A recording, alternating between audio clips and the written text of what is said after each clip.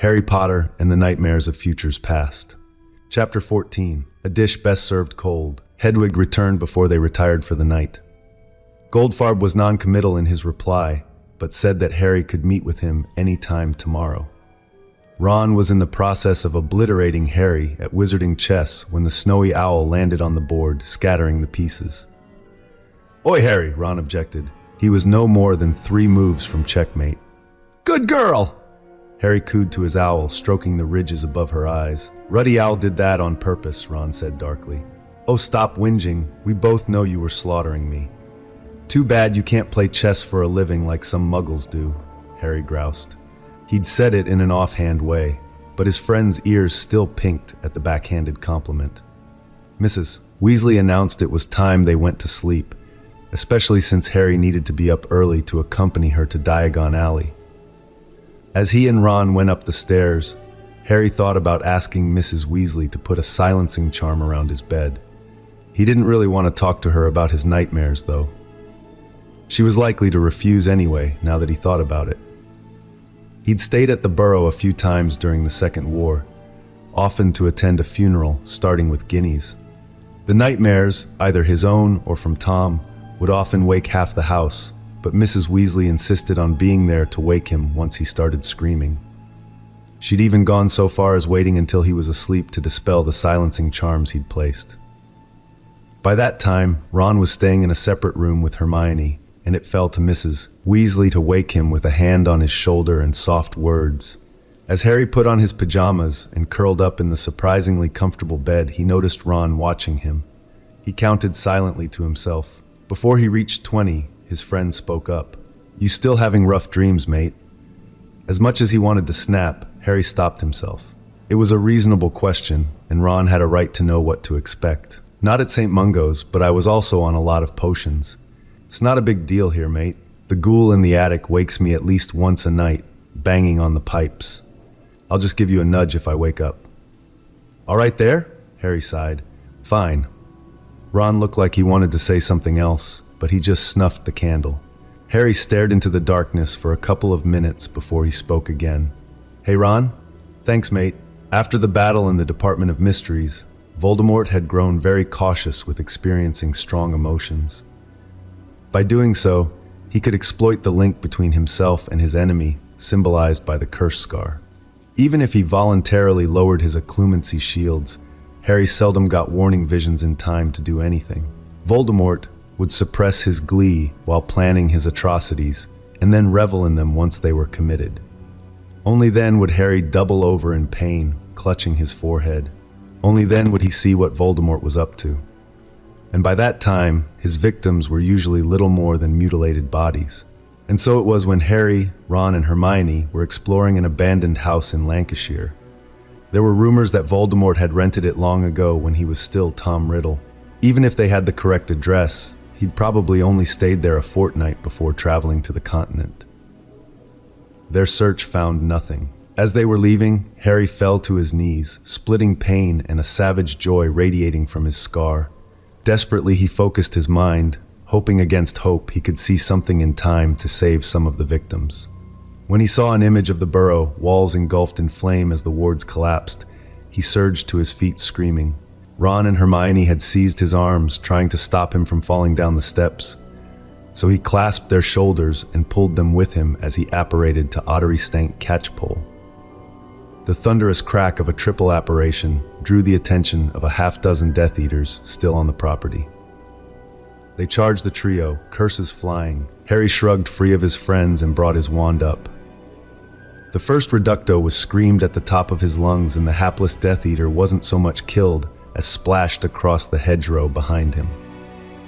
Ron's cutting curse punched a hole completely through another one's chest, while Hermione conjured a jet of acid that left another blinded and screaming on the ground. Harry's next curse missed his target, but sheared through the tree behind the Death Eater. The toppling trunk crushed the surprised wizard to the ground. He was peripherally aware of loose stones and vegetation rising into the air and swirling around them, sparks of electricity arcing between them. The last 2 Death Eaters disapparated as the Burrow collapsed into flaming rubble and Ron began running toward the fire. Harry and Hermione leapt forward and grabbed his arms. Molly Weasley insisted on staying in the house where she raised a family with her beloved Arthur. There was little doubt she had joined her husband and most of her children. Harry pushed away the hands shaking him. His eyes snapped open and he saw Ron flinch back, his face lit by a bright green glow. There was a sharp pain in his mouth, and he realized his jaws were grinding together and he'd bitten the inside of his cheek. The scream bottled up in his throat felt like a solid object, but he forced himself to slowly exhale. The green glow faded, though he couldn't see its source. "Merlin, Harry! That must have been a bad one." "It was," Harry croaked. "I was hoping I wouldn't yell this time," he muttered, looking around guiltily. He waited for a knock on the door and didn't relish having to explain this. "You didn't," Ron reassured him. "I just woke up when my bed started rattling." "What were you dreaming about that would make you do that?" he asked in a slightly awed and simultaneously worried tone. Harry's nerves had been stretched to the breaking point, and that somehow put him over the edge. "I dreamed someone burned down the Burrow," he snapped, "with your mum still trapped inside, all right? I dreamed it happened, and I had to stop you running in and burning to death as well, and it was all my bloody fault." "Is that what you wanted to know? Does that satisfy your curiosity?" Ron stepped back from the bed, stunned. Harry's stomach twisted at the look on his friend's face.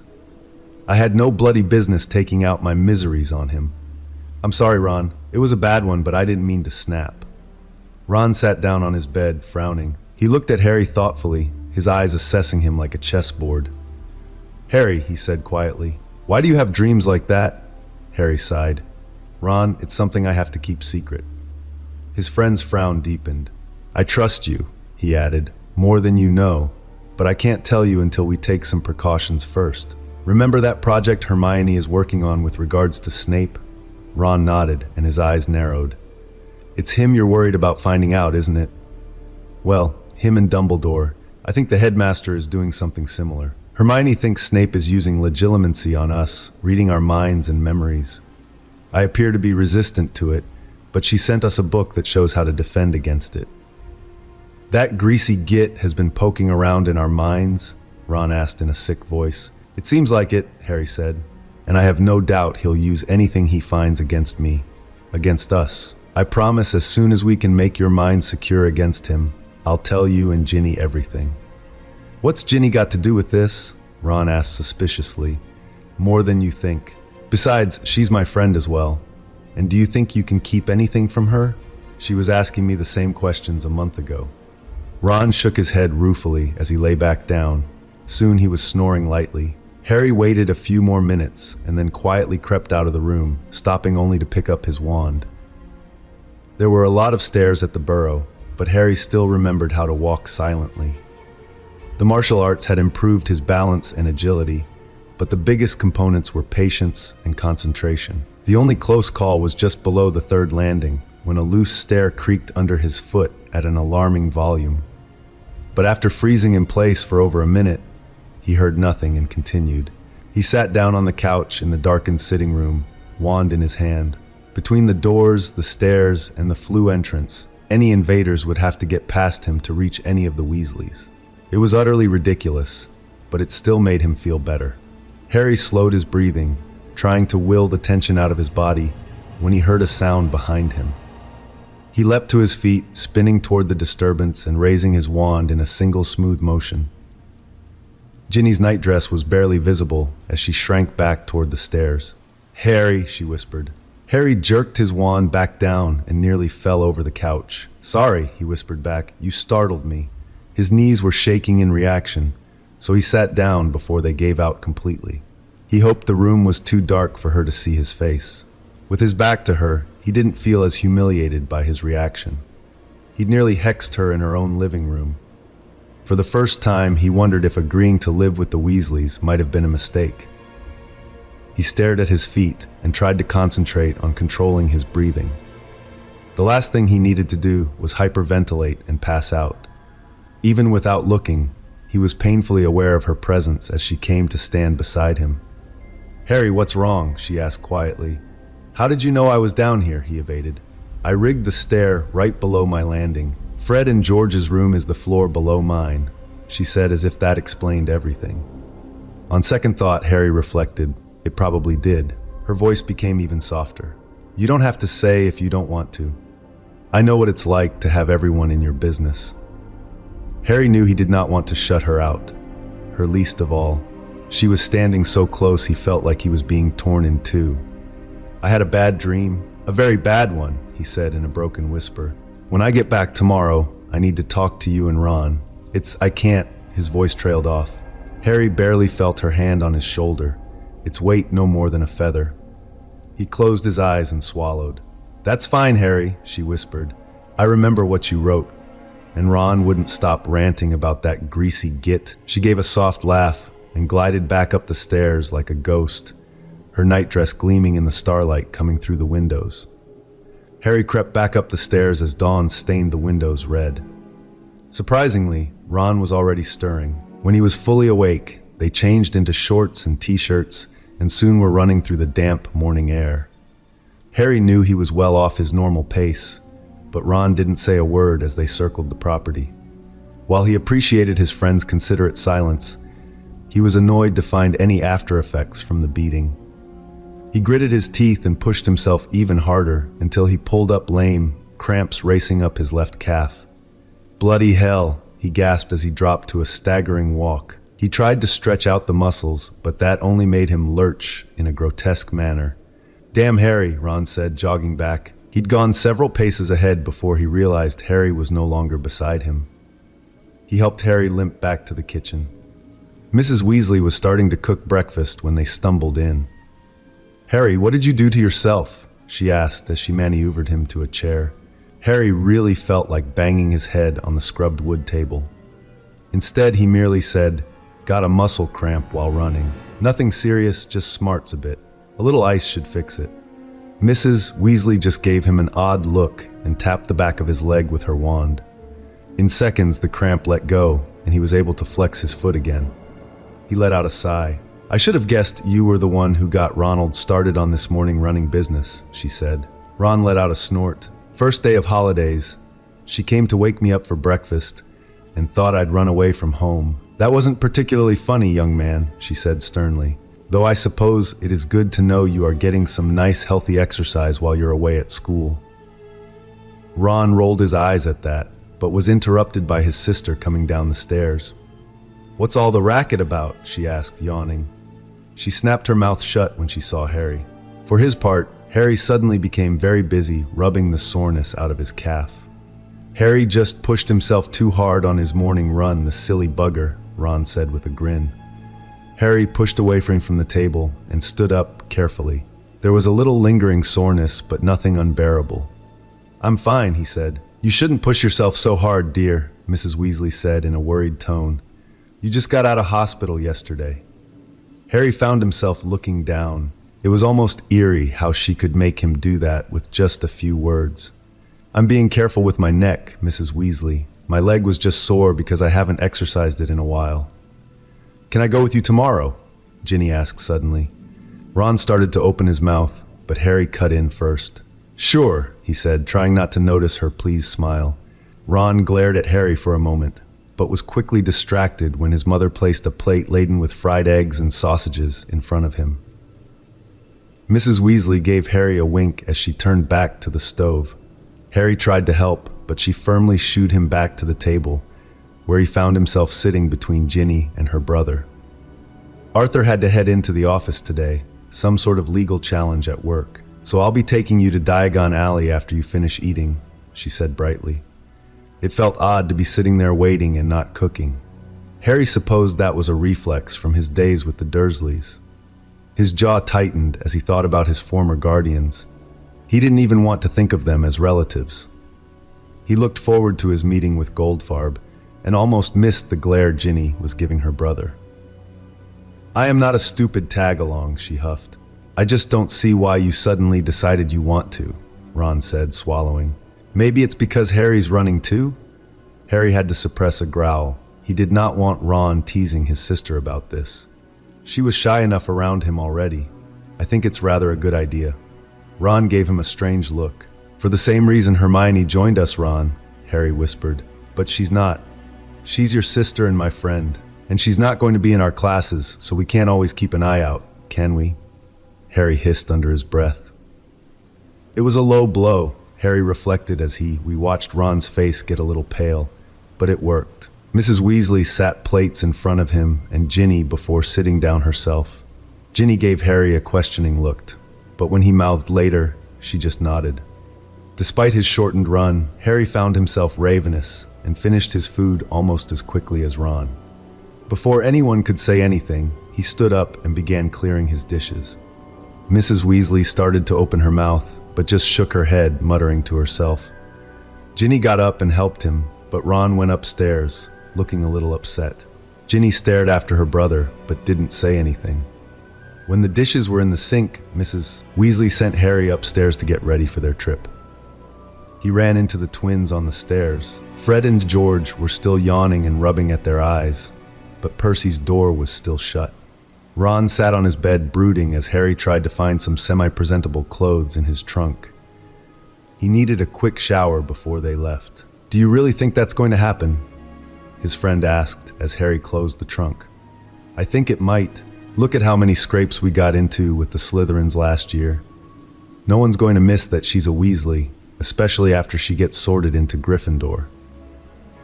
Ron snorted. "I'd like to be that sure. Mum will have an epi if she doesn't. I just don't like thinking about someone." "Me neither, Ron," Harry said firmly. "We're going to train her up, so if anything happens, she'll be the one inflicting the pain, yeah?" "We may end up regretting that," Ron said sourly. "She can be a nasty piece of work when she's feeling narky." "That's fine," Harry said as he left the room. "We'll just point her at Malfoy." Diagon Alley was quite busy for a Saturday morning.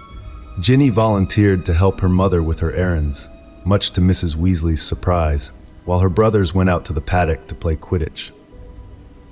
Harry cast a longing glance at the back door, thinking of his broom upstairs in his trunk. There'll be plenty of time for that later. Besides, what I have to do at Gringotts may be almost as much fun. Ginny half caught Harry when he stumbled out of the flue, and he almost knocked them both to the floor of the leaky cauldron. Thanks," he muttered. His face was flaming because of where one of his hands ended up, but Ginny just smiled. Thank Merlin Mrs. Weasley was facing the other way, he thought with relief. Harry kept his hair swept forward as much as possible to hide the scar on his forehead, and they were able to make it from the leaky cauldron to Gringotts with no incidents. "Now, Harry, you said you weren't sure how long this business of yours would take." He shook his head. "I know what needs to be done, but it all depends on Goldfarb, really. I'd ask you to come, but he's probably going to be a little leery about discussing details with someone else present, at least until the hearing anyway." Mrs. Weasley nodded. "Well, we could wait here, but I'd like to get some things done while you are in there. If you get done before we return, would you stay in the lobby here?" Harry nodded. "I'll do that." He watched them for a moment as they walked away. He tried to ignore the pang of worry that invaded the pit of his stomach. Slowly he turned and walked across the marble floor and introduced himself to one of the attendants. After giving his name, Harry was ushered into a plushly furnished sitting room and asked if he wanted something to eat or drink. Harry demurred politely and wondered at the change in treatment. After about 5 minutes, a different goblin led him to Goldfarb's office. The portly goblin who managed his accounts looked visibly relieved when Harry walked into the room. "Mr. Potter, I'm glad to see you are recovering from your ordeal." Harry frowned. "How did you know?" The goblin cleared his throat. "With your guardianship in dispute, St. Mungo's sent the bill for their services to me as executor of your estate. When I received it, I immediately made inquiries and discovered the gist of what happened. From what I understand, you received your injuries while under care of the Muggles." Harry nodded slowly. Goldfarb frowned, which with a goblin's features made him look truly frightening. "I would like to express my apologies for the time it took to acquire the requisite shares in Grunnings LLC. Some of the parties holding shares were rather difficult to negotiate with. However, we nonetheless failed to act in time to prevent your injuries." Harry shook his head. "I badly misread the situation, Master Goldfarb, and your letter was sent before it happened. A third party was intercepting my post at that time." Goldfarb's eyes grew intent at that last statement, but he didn't ask. "Mr. Potter, I presume you still wish to take action with regard to those shares?" Harry grinned. "I do indeed. I no longer need leverage, but I wish to pursue what you originally thought my goal to be." "Ah, vengeance!" the goblin hissed, his answering grin even more predatory than usual. "Yes," Harry replied. "I'd like to use those shares to ensure that Vernon Dursley is sacked, but only after a thorough investigation of his actions at Grunnings. From what I remember overhearing, I think he's guilty of at least minor transgressions involving his expense accounts. I'd like him to be publicly fired with cause, and if their board doesn't want those shares sold at a discount to their competitors, they should make sure someone leaks that story to the Surrey Advertiser." Harry smiled for a moment. He'd given this a lot of thought, lying in his bed at St. Mungo's, especially after receiving Hermione's letter. Vernon and Petunia were obsessed with keeping up appearances, and such a story would devastate their shallow little souls. Goldfarb's answering grin was just as wicked. "I believe their house mortgage is held at the NatWest branch in Little Winging. See how interested they would be in selling the note. At that point, Vernon will be out of work, which would be grounds to see about a foreclosure, wouldn't it? That would depend on how the contract is written, but it's certainly worth investigating." "Good." "And a copy of the article from the Advertiser, along with the foreclosure notice if possible, should be forwarded to the Dean of Students at Smelting School. That might be enough to get Dudley kicked out, especially if they suddenly have difficulty paying the tuition." He smiled at the thought of his cousin suddenly losing all his friends and having to go to Stonewall High. The goblin stared at Harry for a moment. "I must admit I am surprised, Mr. Potter.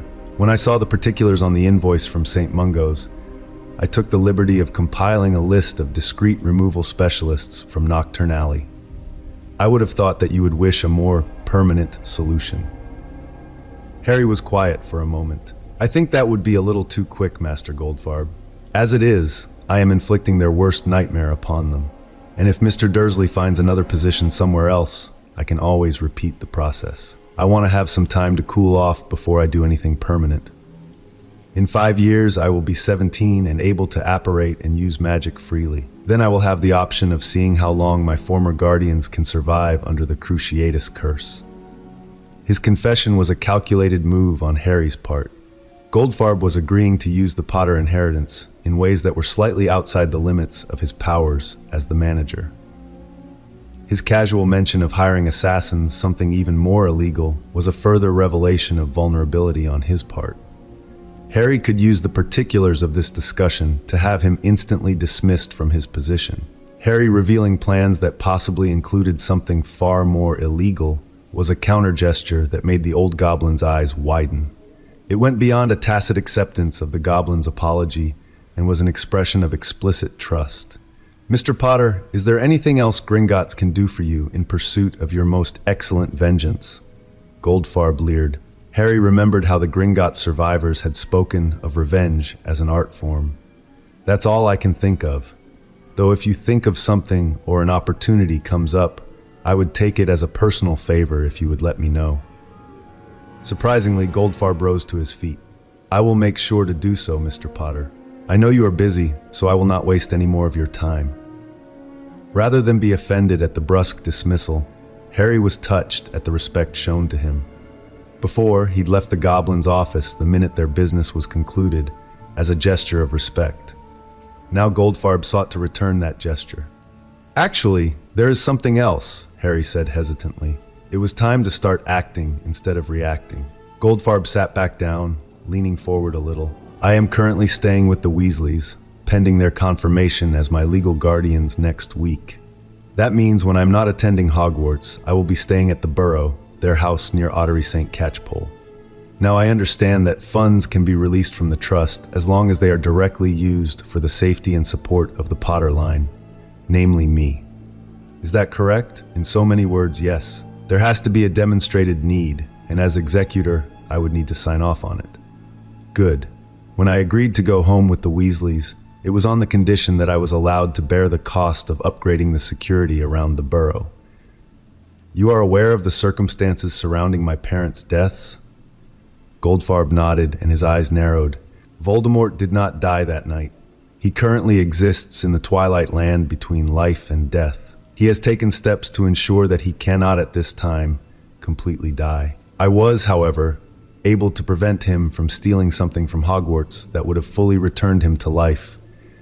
The object he tried to steal from Vault 713 last year. The portly goblin didn't show any signs of surprise, other than going very, very still. You are well informed, Mr. Potter.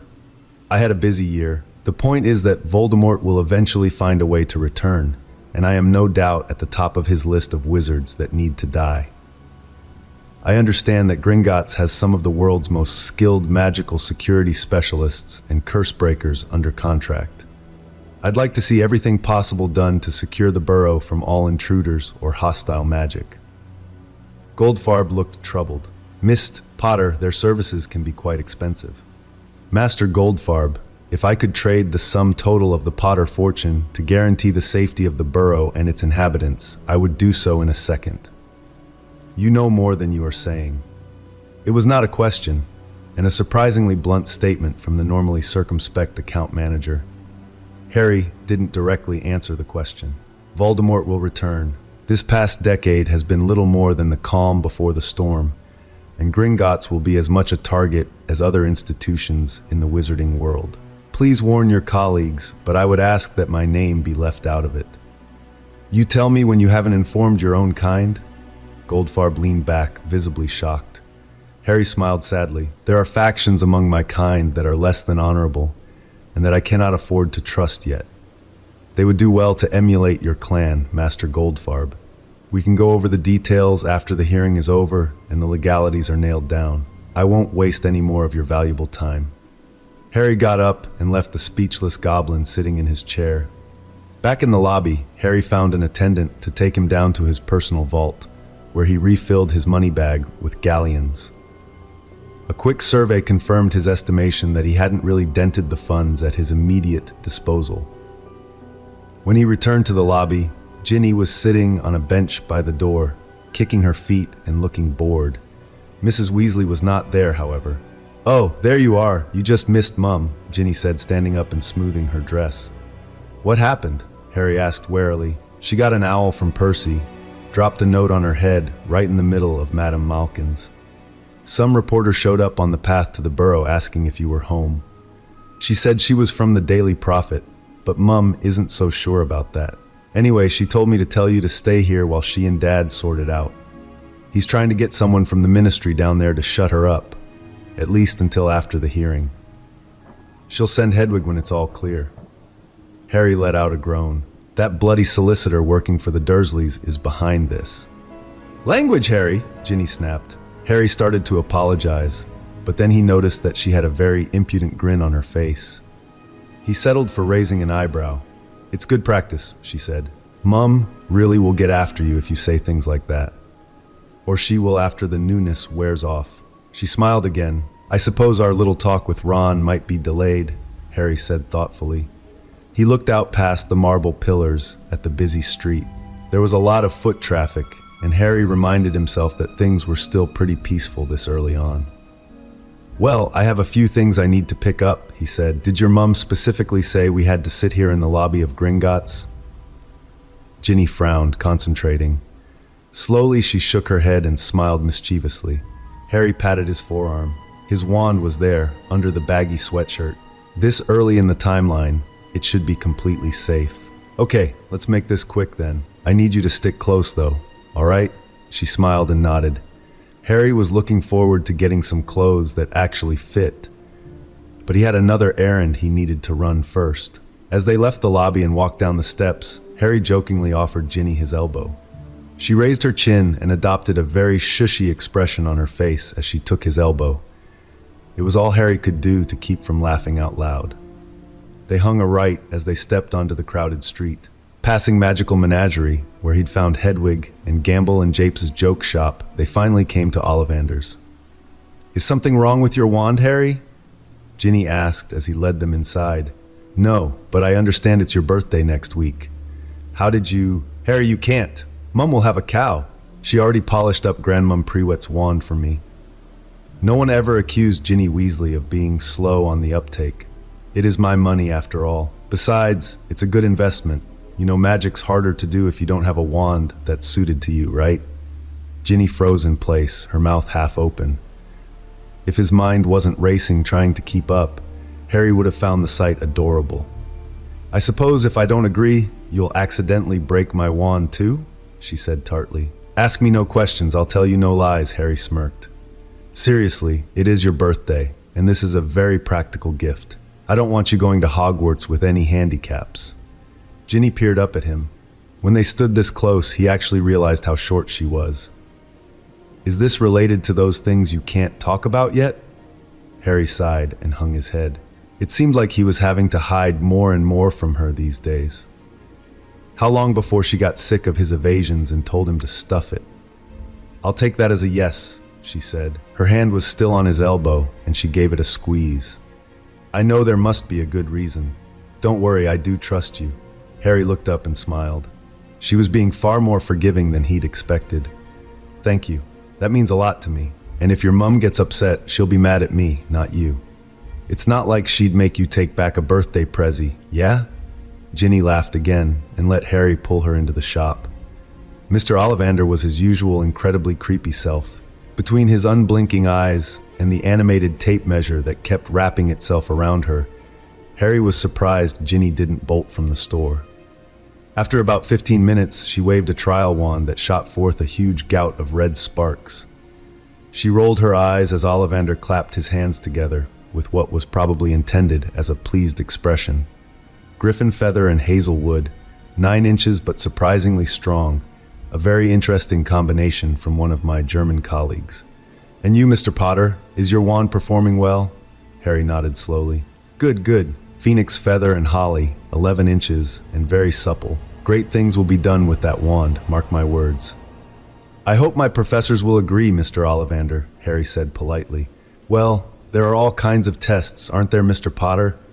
Those moon-like eyes seemed to bore into Harry. Harry gave a curt nod and paid for the wand. As soon as the galleons left his hand, he and Ginny were heading for the door. Harry ducked into the second-hand robe shop next to Ollivander's. He'd originally planned to go to Madame Malkin's, but this place would do just as well. Deep down, he also didn't want to buy clothes that were noticeably newer or fancier than the Weasleys'. It would make him feel awkward and might somehow sway people at the hearing. He jokingly asked Ginny to help him pick, but she took to it with surprising seriousness. She frowned thoughtfully as he went through the racks of shirts and trousers. A couple of items he pulled out she put back immediately. That's entirely the wrong shade of blue, Harry, she'd say, or that bright a pattern will make your skin look washed out. For the most part, though, Harry picked out darker colors, thinking of the sometimes poorly lit corridors at Hogwarts. The shirts were all long-sleeved to conceal both his wand and the ugly doxybite scar on his forearm. He also found a plain black robe, with no school seals, to wear for the hearing, and some exercise clothes as well. Ginny chatted with the clerk while he picked up a few odds and ends from the bins, like new socks and underwear. When they were done, he had a large stack of packages. He asked the clerk very politely if she could shrink them for him. The young woman smiled down at him as he counted out the galleons and reduced each of the parcels to the size of a deck of cards. Canceling the shrinking charm only required that he tap them with his wand. He left a nice tip on the counter and stuffed the purchases into his pockets as they walked out. They hadn't been that long, but he wanted to get back to Gringotts as quickly as possible. His fears turned out to be well-founded. Percy was standing on the steps in front of the bank, peering anxiously over the crowd. He began scowling as soon as he saw them. "Where did you go?" he demanded furiously. "You were supposed to wait here." "We just went next door, Percy," Ginny said. "What's the matter?" "Mum and Dad sent me to get you," he said pompously. "And I don't appreciate having to wait around half an hour trying to find you. Our parents will be furious." "I thought she meant stay at Diagon Alley until they'd got that reporter sorted out," Harry said smoothly. "And I wanted to get some decent clothes for the hearing at the ministry. I don't want to embarrass anyone showing up in rags." Ginny appeared very uncomfortable after that last statement, but it appeared to mollify Percy a bit. "I suppose Ginny may not have completely understood Mum," he conceded. "I need to get you two to the leaky cauldron immediately, though. Mum tends to worry a lot." With that, he grabbed Ginny's arm and led them through the crowd. When the flu network spat him out at the Burrow, Harry managed to stay on his feet, though he did stagger a little. "There you are," Mrs. Weasley said.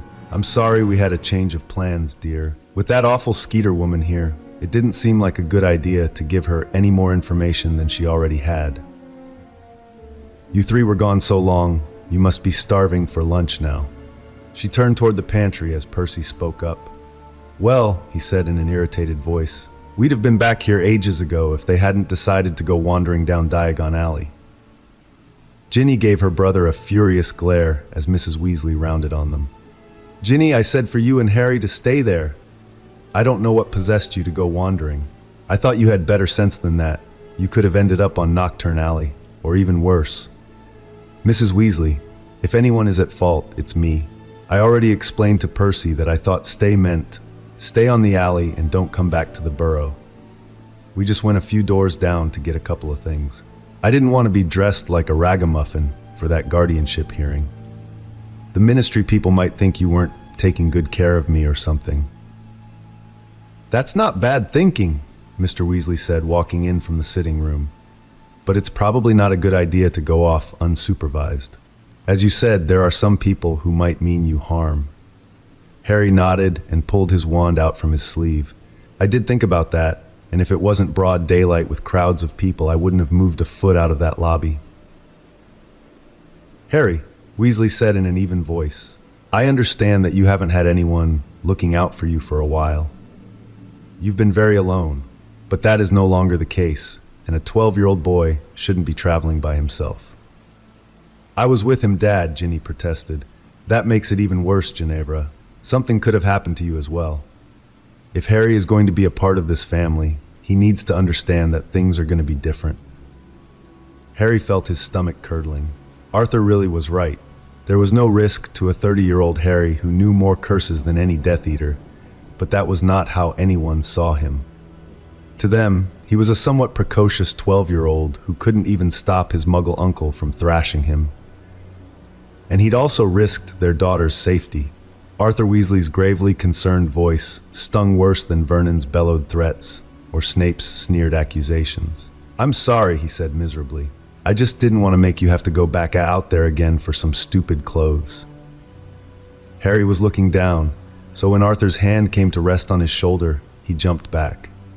His hand came up automatically to block and knocked the surprised man's hand away. Sorry," Harry mumbled. He hadn't consciously been expecting a blow, but his reflexes got the better of him. He barely noticed as Mrs. Weasley hustled a protesting Percy out of the kitchen.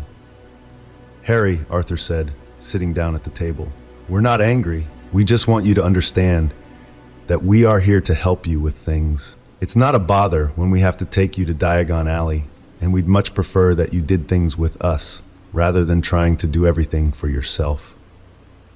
Now, no harm was done, and I think we've all learned something today.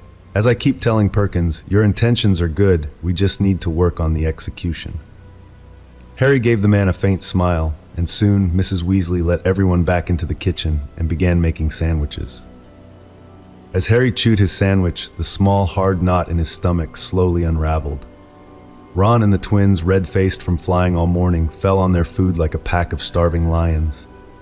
Harry noticed the looks Ginny was giving Percy, and wondered what she had planned for her older brother. Living with a family that treated him like they cared was something he'd wanted all his life. It was funny, though, how big an adjustment it was proving to be.